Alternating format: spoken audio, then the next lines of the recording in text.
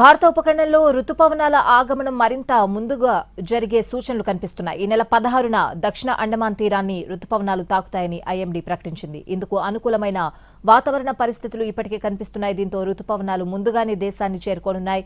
ఈ నెల 4వ వారంలో కేరళకు రుతుపవనాలు చేరే అవకాశం ఉంది. ప్రస్తుతం బంగాళాఖాతంలో తీవ్ర అల్పపీడనం కొనసాగుతోంది. రానున్న 48 గంటల్లో ఈశాన్య దిశలో ఈ అల్పపీడనం పయనించే అవకాశం ఉంది. దీనికి అనుబంధంగా 5.8 కిలోమీటర్ల ఎత్తులో ఉపరితల ఆవర్తనం కొనసాగుతోంది. అదే ప్రాంతం నుంచి ఉత్తర తమిళనాడు, రాయలసీమ, ఉత్తర కర్ణాటక మీదుగా మహారాష్ట్ర వరకు ద్రోణి విస్తరించింది. వీటన్నింటినీ ప్రభావం కారణంగా వచ్చే 5 రోజుల పాటు రాష్ట్రంలో ఉరుములు, మెరుపులతో కూడిన వర్షాలు కురిసే అవకాశం కనిపిస్తోంది.